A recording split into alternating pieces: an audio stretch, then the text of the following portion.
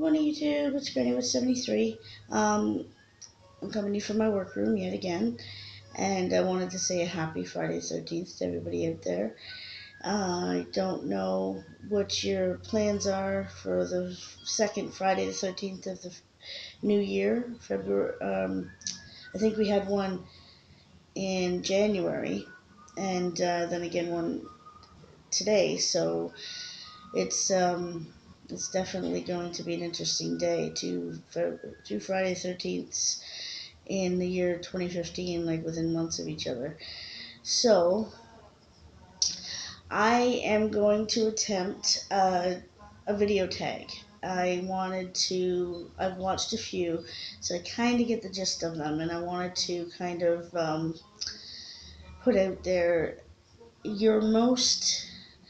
The question is going to be, what was your most strange Friday the 13th in memory? Can you remember a Friday the 13th where odd things happened to you out of the blue for no reason, and to this day you still can't explain them? My most memorable Friday the 13th, I went to a food bank. It was a Catholic food bank with a friend of mine, and she was getting some groceries. She had been having some issues. She was on disability, and her children had been taken away because she was using substance, and so she was kind of depressed. And we walked into this food bank, and this is one of the food banks, so they want to pray with you before they give you your food. And I was okay with that. I sat with my friend, and we were praying, and then they made the mistake of asking me what my religion was. And it was Friday the 13th that day. I have no idea what possessed me to do it, but I think part of me just wanted to see the look on their faces, and the other part of me just wasn't really thinking. It was kind of like a knee-jerk reaction to the question. But they asked me what my religion was, and I told them I was a witch. Well, let's just say the door got locked, and they proceeded to try and save my soul and convert me. They even referenced the movie Narnia, and the White Witch on Narnia, and how the witch was evil, and blah blah blah blah blah. I'll never forget it. It was laughable, but at the same time, I had people preaching a book to me that they didn't fully understand themselves. Um, they were working under the assumption that I wasn't educated and that I didn't know the Bible. Well, I'm here to tell you that I have read the Bible. I know the Bible. I know the Bible stories. I did go to Sunday school. I have people in my family who are of other religions. So I'm not new to the whole idea.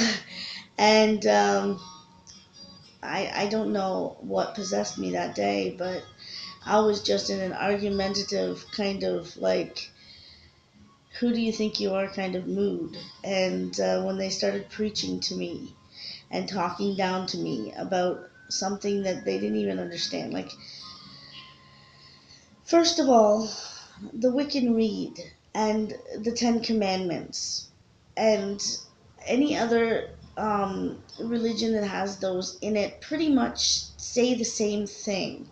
First of all, if you are a good person and you're trying to do good things and you don't harm anyone else, and you don't put any negativity out into the world, you're pretty much following the rules. All the other, if anybody out there has ever read the Wiccan Rede, there's 26 rules. Now, most people only know two: the law of three, and in it harm none, do what thy will. Now, if we were to sit down and try to recite all 10 commandments and follow them to the letter, we wouldn't be able to leave our homes because everything we did would be a sin. According to some Catholic religions, the very act of being born is a sin, because Adam and Eve only were able to conceive children after they were cast out of the Garden of Eden. So, hello, we are the root of original sin, apparently, us women.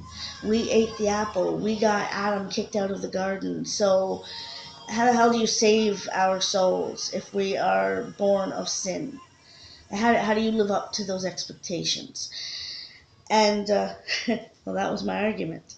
But nobody had an answer. Nobody also had an answer for the whole Garden of Eden story, how Adam and Eve were the first human beings ever created, and they got cast out of the Garden of Eden, had two children, both boys. One killed the other. The other was marked with a mark of Cain and sent off and found a village and found a wife and got married and had children. Where did the village come from?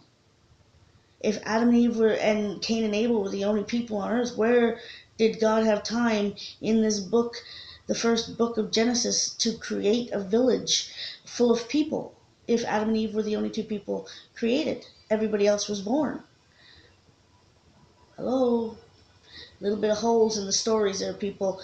And as I've said before, I've got nothing against any other religion.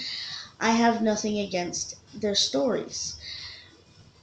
But when you're trying to shove those things down other people's throats against their will, you're already breaking one of the Ten Commandments plus one of the Wiccan Reeds.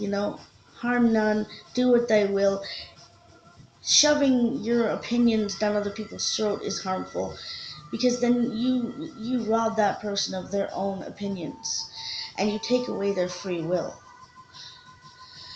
So, anyways, that was my most memorable Friday the 13th. Yours may not have been so eventful, but I would be interested to hear all about them. So please send your make your tag videos and comment on my video, and I'll go check yours out. Yeah, I would really love to see what your Friday the 13th was. That's everything for now. I'm going to go get another tea and enjoy this Friday the 13th. As I showed you in the other video, I'm making little thingies for my altar, little decorations. This little flower, a little stick that I glued to it, and I made a candle holder, a little triple goddess candle holder, made in mother and chrome, and I made this, which is falling apart, so I have to glue it back together. But that's what I'm going to do for my Friday the 13th this year. And I hope you guys have a great day, and that wherever you are, it's sunny and bright, and blessed be.